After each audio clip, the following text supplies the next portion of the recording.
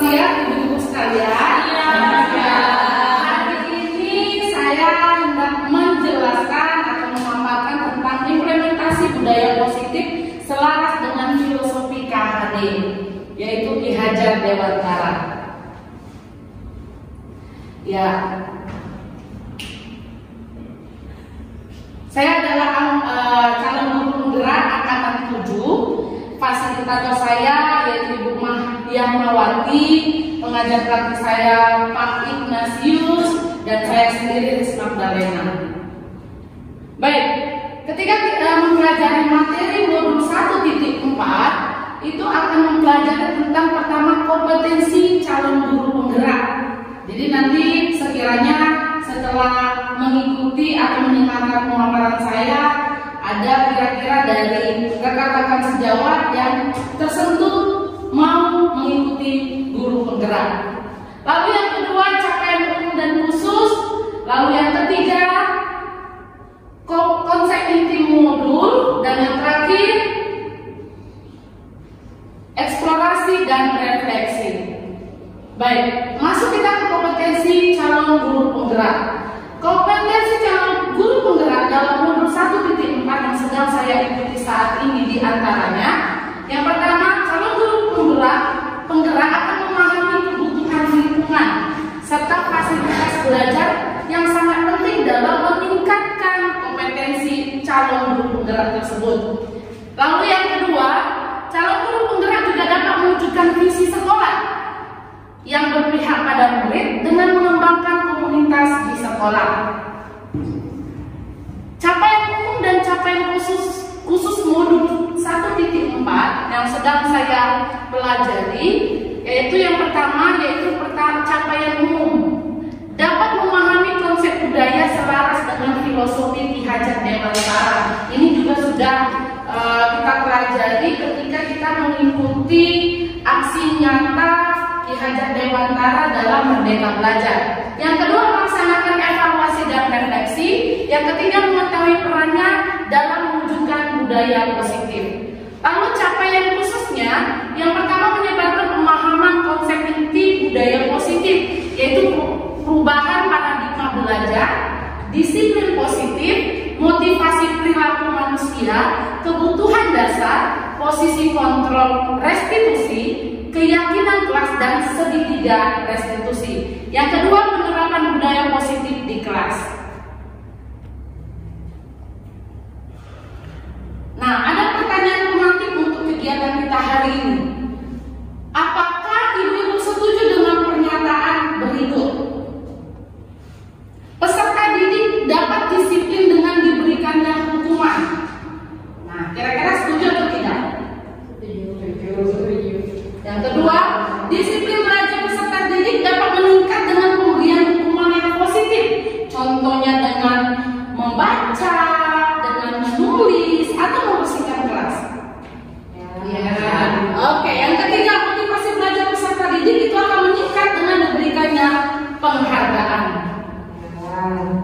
Konsep inti modul 1.4 yang pertama, kita akan membahas perubahan paradigma belajar dan disiplin belajar. Yang kedua, kita akan membahas motivasi perilaku manusia dan kebutuhan dasar. Yang ketiga, posisi kontrol dan keyakinan kelas. Yang keempat, segitiga restitusi. Baik, kita akan masuk dalam pembahasan berikut. Pertama, perubahan paradigma belajar dan disiplin belajar. Nah, kegiatan seperti kepalan tangan.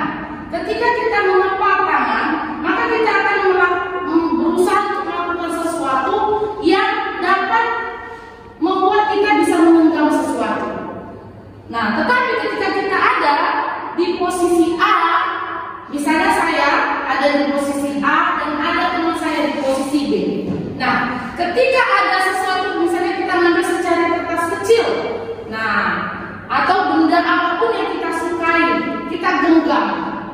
Lalu ada bagian B yang akan mencoba sekuat tenaga bagaimana caranya untuk meminta mengambil dari genggaman kita. Itu pasti akan ada unsur membujuk caranya, mengancamkan, mengharap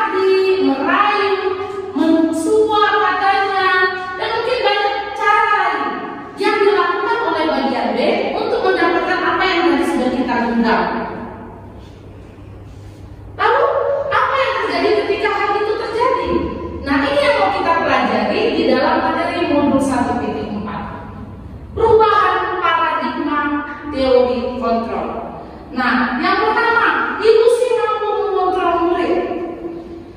Ini yang pertama adalah ketika kita menjadi seorang guru, kita pasti akan berusaha untuk mengontrol bagaimana murid kita, akan memposisikan murid kita seperti apa maunya kita. Menjadi murid yang baik ketika di kelas, menjadi murid yang diam, yang mau dengar, yang mungkin tidak melakukan apa yang tidak kita sukai. Nah, tetapi ilusi mampu mengontrol murid ini itu sebenarnya tidak baik ketika kita melakukannya dengan pemaksaan. Kita bisa mengontrol murid kita, tetapi dengan kasih sayang. Kita tetap harus melihat juga kodratnya, yaitu kodrat zaman anak saat ini dan kodrat hidupnya. Bagaimana dia diciptakan sebagai anak yang perlu kita berikan kasih sayang. Yang kedua, ilusi dalam menguatkan karakter dengan membuat mereka merasa bersalah. Kadang-kadang ini juga menjadi satu hal yang harus kita ubah paradigma ini. Kenapa? Karena ketika kita menguatkan karakter dengan membuat mereka bersalah, anak akan terkonsep bahwa mereka itu merasa menjadi anak yang jahat, anak yang mungkin merasa takut dengan bahwa mereka sudah dijudge atau dibuat mereka merasa bersalah dan kecil dan mereka melakukan kesalahan. Dan mungkin itu bisa terbawa ketika mereka beranjak dewasa. Jadi pemaparan ini yang perlu kita juga perhatikan bahwa harus adanya perubahan paradigma, bahwa ketika kita mau membuat karakter anak, jangan kita hanya lantas membuat mereka merasa bersalah dan selesai, tapi kita tidak melanjutkan apa yang harus kita lakukan, sehingga anak tersebut tidak tinggal mereka dalam merasa bersalah tersebut. Tapi kita harus follow up kembali, kita harus bangun kembali sehingga mereka merasa karakter mereka terbangun. Nah, kadang-kadang kita sebagai guru, kita lupa, kita hanya membuat mereka ketika mereka melakukan kesalahan, kita hanya membuat mereka merasa bersalah dan merasa bersalah. Tapi kita tidak lanjut bagaimana mereka bisa keluar dari rasa bersalah tersebut. Nah, ini yang mau kita pelajari dalam modul ini.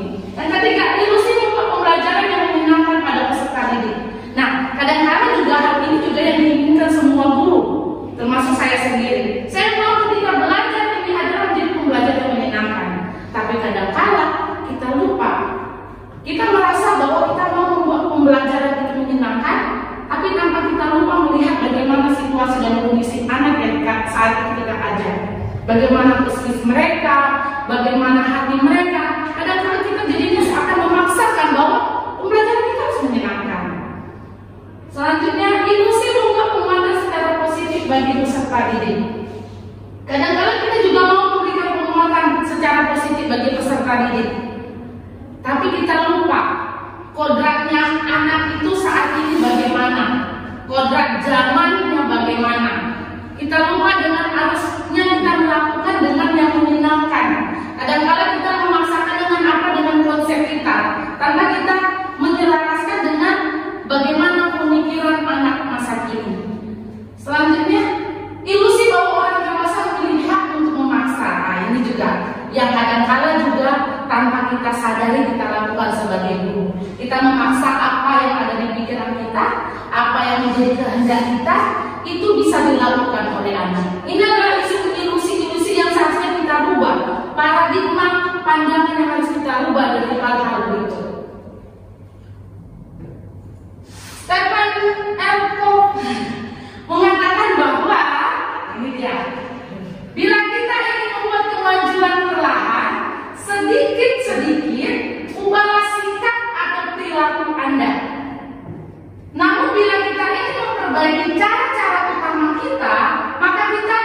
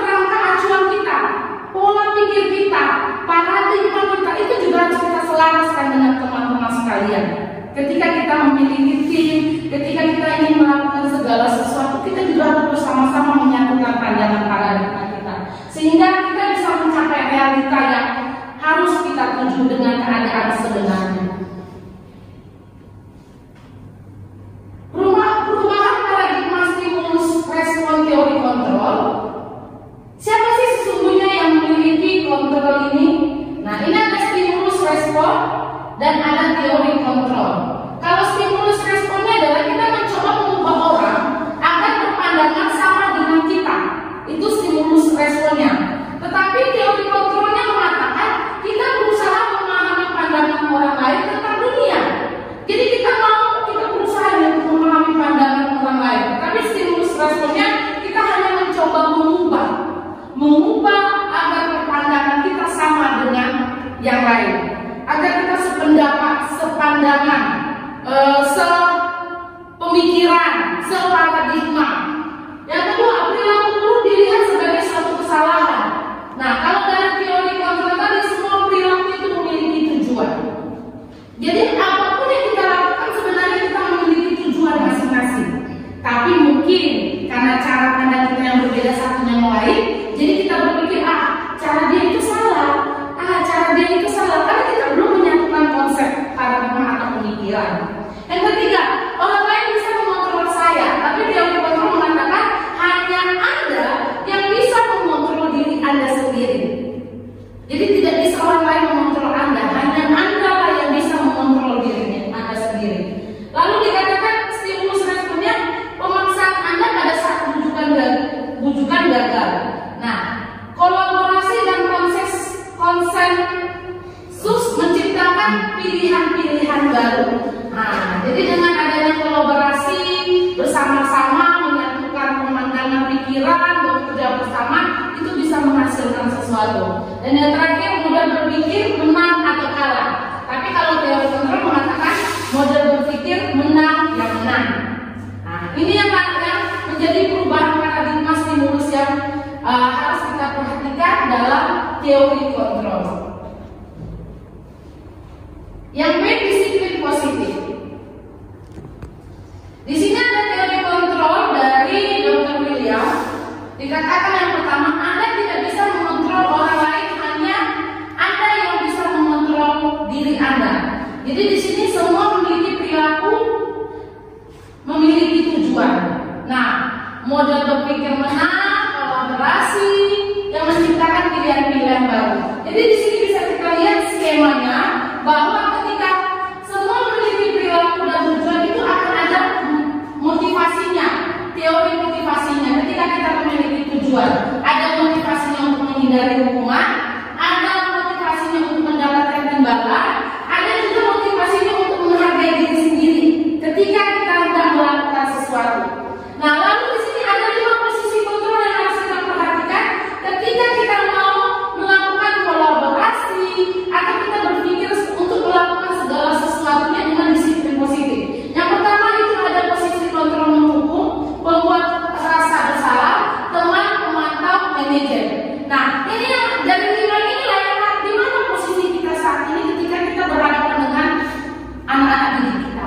Apa kita ketika kita menghadap anak-anak didik kita sebagai penghukum? Apakah kita ketika menghadap anak-anak didik kita ada di posisi pembuat rasa bersalah mereka? Apakah posisi kita dengan anak didik kita bisa dijadikan sebagai teman, atau sebagai pemantau, atau sebagai manajer? Nah, hal inilah yang harus kita perhatikan dalam ketika kita melakukan sesuatu di sekolah bersama dengan para murid. Nah, dalam teori ini kita diajarkan segitiga restitusi ketika kita menghadapi permasalahan atau problema dalam kelas. Ini nanti akan kita bahas di next berikutnya. Pengertian disiplin menurut Kamus Besar Bahasa Indonesia itu artinya sekolah, kemiliteran, dan sebagainya. Dan arti lainnya adalah ketaatan kepada Tuhan, kepada peraturan dan tata tertib dan sebagainya. Dengan disiplin, maka kita dapat mencapai tujuan kita. Menerapkan disiplin juga dapat nilai-nilai kebajikan seperti ada dalam profil pelajar Pancasila. Yang pertama, beriman dan bertakwa kepada Tuhan Yang Maha Esa dan berakhlak mulia. Yang kedua, mandiri. Yang ketiga adalah bernalar kritis. Yang keempat, berkebijakan global. Yang kelima, bergotong royong. Dan yang terakhir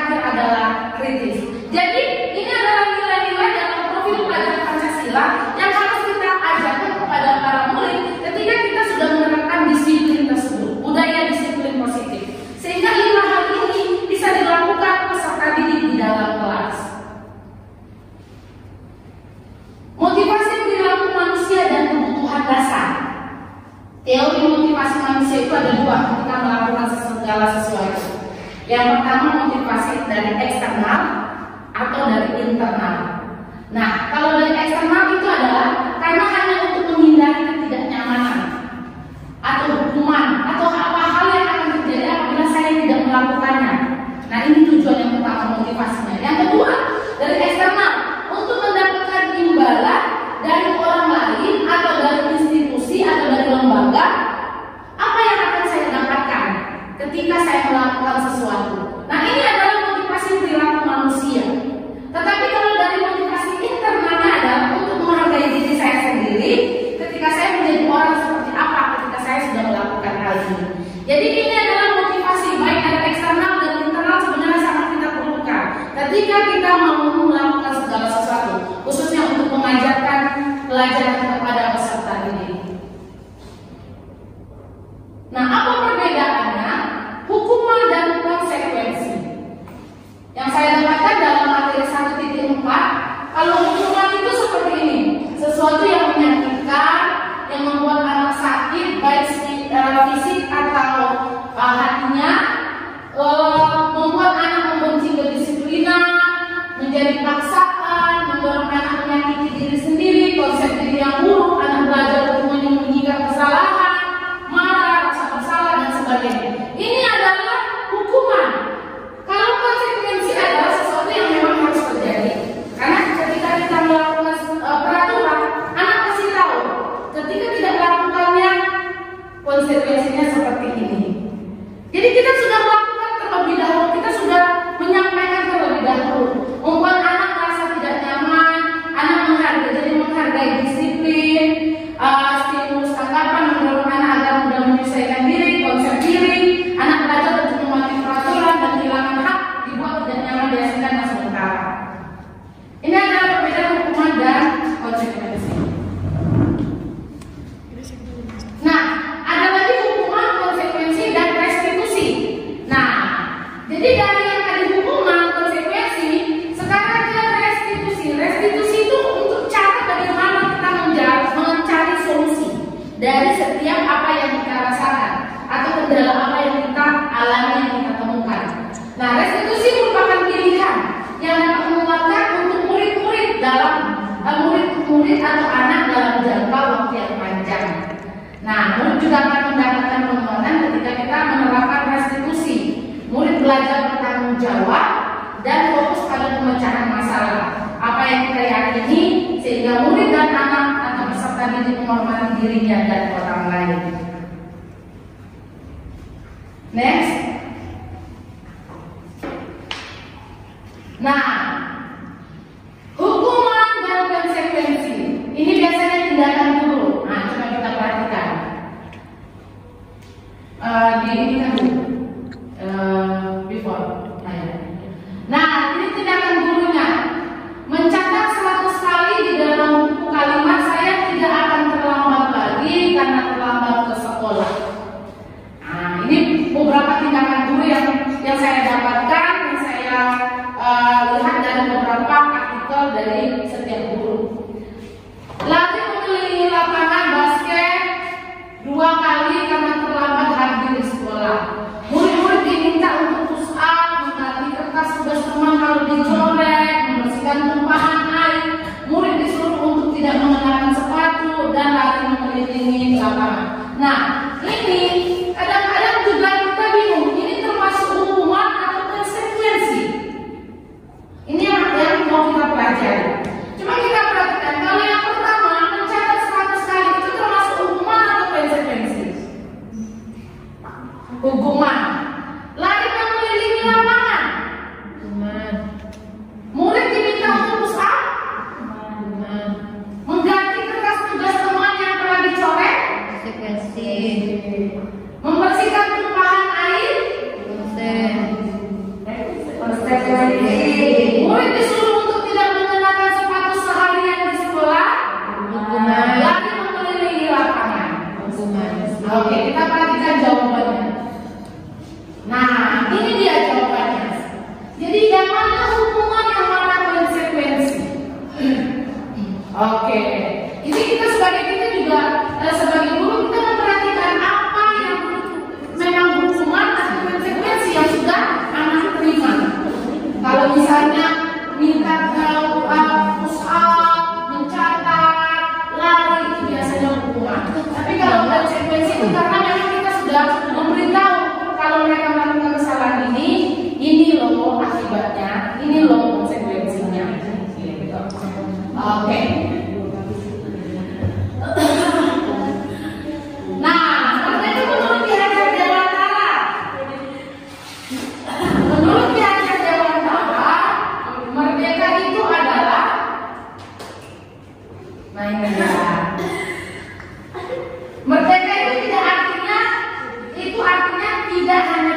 dari perintah, akan tetapi juga cakap buat memerintah diri sendiri.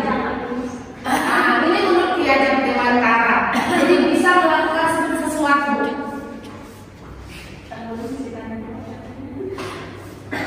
Empat utama kebutuhan dasar manusia, ini dia: kasih sayang, penguasaan, kebebasan, kesenangan, dan bertahan hidup. Jadi ini adalah kebutuhan dasar manusia untuk bertahan hidup dengan empat dasar ini, empat hal utama. Posisi kontrol, restitusi, dan keyakinan kelas. Nah, tadi kita sudah bahas tentang posisi kontrol. Ini dia, sebagai penghukum, pembuat orang merasa bersalah, teman, pemantau, dan manajer. Jadi 5 posisi kontrol inilah yang kita bisa alami, kita bisa lakukan.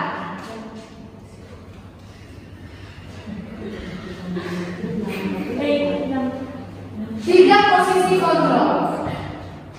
Kenapa itu ada jenis-jenisnya? Banyak kontrol. Pernyataan dan siapa yang mengatakan. Nah, ini coba diperhatikan. Ini posisi kontrolnya. Lagi Bu. Oke. Next.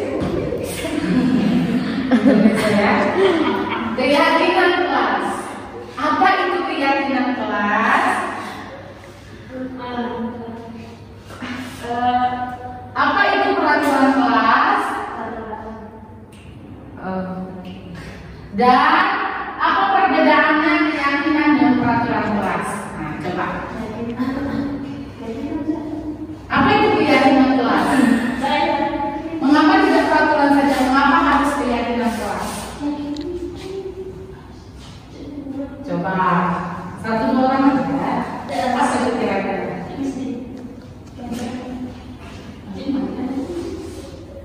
Kayak diikuti. Ayo, apa itu kira-kira keyakinan kelas? Apa itu peraturan kelas? Kalau peraturan itu yang harus dilakukan. Oke, keyakinan percaya peraturan yang harus dilakukan. Oke, next. Nah, mengapa kita harus menggunakan sabuk pengaman saat mengendarai mobil? Berarti ditilang. Oke. Mengapa kita memiliki peraturan harus datang tepat waktu saat mengikuti kegiatan? Nah, untuk mendukung motivasi intrinsik, kembali ke nilai-nilai atau keyakinan-keyakinan yang lebih menggerakkan seseorang dibandingkan mengikuti serangkaian peraturan-peraturan. Keyakinan kelas, nah ini yang saya dapatkan dalam materi 1.4. Budaya positif, lingkungan positif, keyakinan kelas, dan peraturan kelas. Nah, jadi keyakinan kelas itu lebih besar atau lebih ruang lingkup lebih besar dari peraturan kelas. Nah, kalau peraturan kelas itu lingkupnya lebih kecil.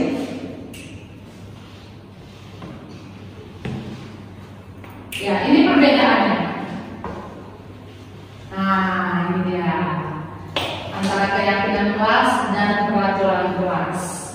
Jadi kalau peraturan itu dapat diukur, kalau keyakinan itu tidak bisa diukur dengan pasti, karena dia lebih besar, universal, tidak khusus, abstrak. Kalau keyakinan kelas ini juga tentang peraturan dan keyakinan kelas. Nah, jadi kalau peraturan kelas itu seperti selalu kembalikan buku ke tempatnya, dilarang mengganggu orang lain dan sebagainya yang ada di slide. Nah, tetapi keyakinan kelas itu tanggung jawab, menghormati, keselamatan, kesehatan. Jadi lingkupnya lebih besar dari peraturan. Nah, ini dia segitiga restitusi. Hal inilah dalam modul 1.4 yang menjadi acuan para guru penggerak ketika menghadapi satu problema di kelas untuk peserta didik. Jadi yang pertama, dalam segitiga restitusi, menstabilkan identitas. Yang kedua, validasi kebutuhan. Yang ketiga, menanyakan keyakinan. Segitiga restitusi itu adalah proses menciptakan kondisi bagi murid, untuk memperbaiki kesalahan mereka sehingga mereka bisa melakukan atau bisa kembali pada kelompok mereka dengan karakter yang lebih kuat. Jadi ketika mereka melakukan kesalahan, kita menciptakan kondisi bagi mereka sudah mengambil kesalahan, tapi mereka juga kembali dengan hati mereka yang baru, bukan mereka tetap ada dalam posisi yang merasa bersalah. Restitusi itu juga merupakan proses kolaboratif yang mengajarkan murid untuk mencari solusi untuk masalah mereka dan membantu murid berpikir tentang orang seperti apa yang mereka inginkan, tujuan mereka, dan bagaimana mereka harus memperlakukan orang lain. Ciri-cirinya ini dia, bukan untuk menebus kesalahan, memperbaiki hubungan, itu adalah tawaran bukan paksaan, menuntut untuk melihat ke dalam diri. Restitusi juga mencari kebutuhan dasar, cara yang baik, fokus pada karakter bukan tindakan, dan fokus pada solusi, mengembalikan murid yang berbuat salah pada kelompoknya. Ini adalah segitiga restitusi. Yang pertama, menstabilkan identitas. Nah, untuk membuat anak merasa gagal karena mereka melakukan kesalahan, itu menjadi positif terhadap dirinya. Sehingga guru perlu menstabilkan identitas mereka ketika melakukan hal ini. Ketika kita melakukan segitiga restitusi, kita juga harus stabilkan diri mereka sehingga mereka bisa seperti ini, yang 1, 2, 3, 4 seperti ini.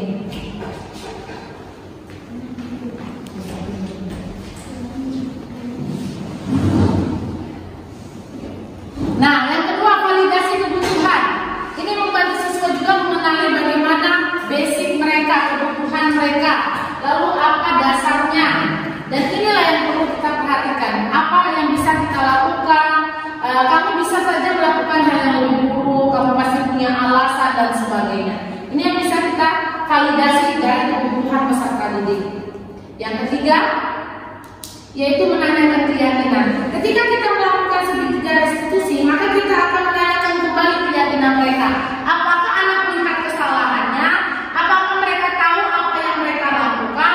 Sehingga hal-hal inilah yang akan kita tanyakan. Apa nilai-nilai yang kita percaya di kelas? Nilai-nilai kelas ideal seperti apa yang mereka pikirkan?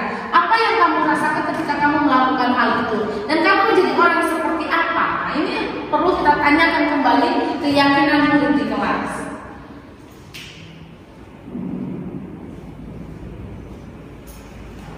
Nah, ini dia sebagai beberapa hal yang bisa kita tanyakan kepada para murid ketika kita mau menanyakan keyakinan mereka dalam segitiga restitusi.